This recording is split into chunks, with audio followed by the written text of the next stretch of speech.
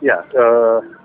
Primarily, the limited overs format means that our bowlers, who traditionally have been India's weakest suit, so the bowlers get to bowl only 10 overs each.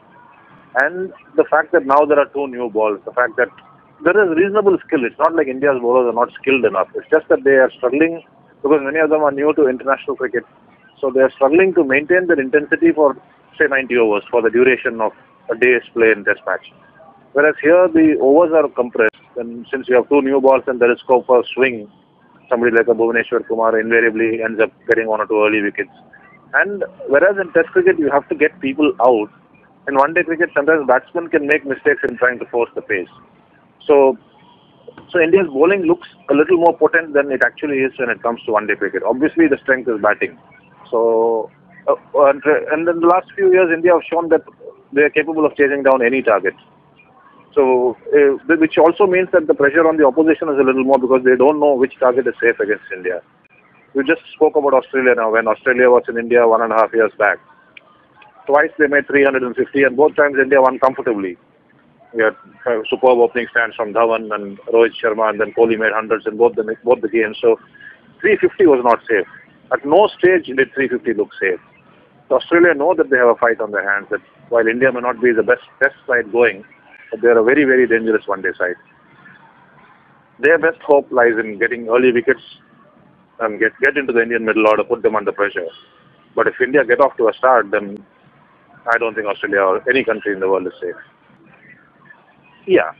Australia are clearly playing very good cricket, and now that they've got Cummins back and Cummins bowling quick, he looked in good rhythm yesterday. Stark has been able to swing the white ball, even if it's only for 3-4 overs, he's still been able to swing it. So Australia have the resources, yes, but they also have a few glitches. I mean, Finch has not been among the runs for a while now. Watson has been struggling to score runs. Maxwell has not been in the best of form.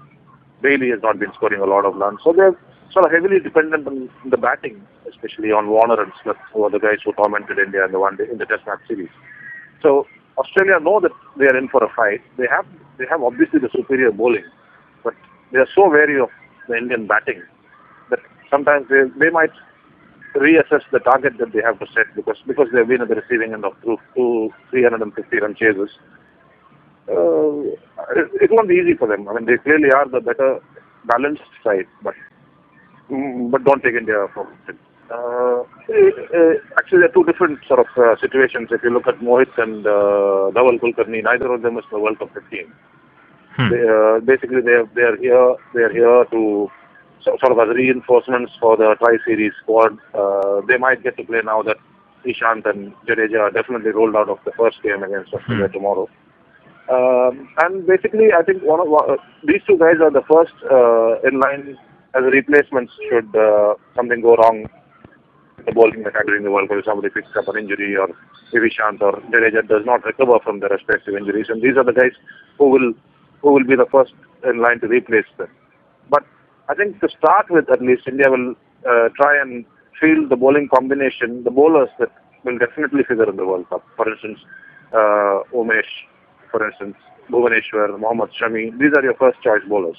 So they are the guys who need to adapt to bowling on Australian pitches with the white ball. They are the ones who will get a go first.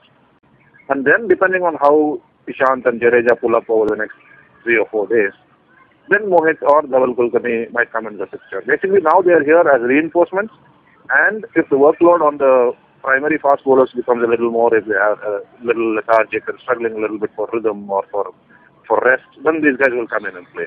But they are not your first choice options even for the triangular series. As far as Binny and Akshar Patel are concerned, obviously Dhoni today spoke at length about the confidence that the team has in Binny. He called him the best seam bowling all-rounder in the country, which is not far from the truth because Irfan Pathan has lost form, he's lost fitness, so he's struggling. And Stewart has got limited opportunities at the international level. He has not done badly at all. You might say he's not done very, very well, but he's got the best figures in one-day cricket by an Indian bowler, so we can't argue with that. And unless you give people a go, you don't know what they're made of. I mean, you look at Akshar Patel, he came in as replacement for Jadeja at home, and he had a wonderful series. I mean, that's why he finds himself in the World Cup 15. So Akshar Patel and Stewart will get their chances at some stage in the tri-series, that is for sure. Whether it is tomorrow, I don't know, but they will definitely play. They are very much in the scheme of things. Ideally, you would like a left-right combination, so which means that Shikhar Dhawan is a bit of a certainty. I mean, you might say that he has not been in great form.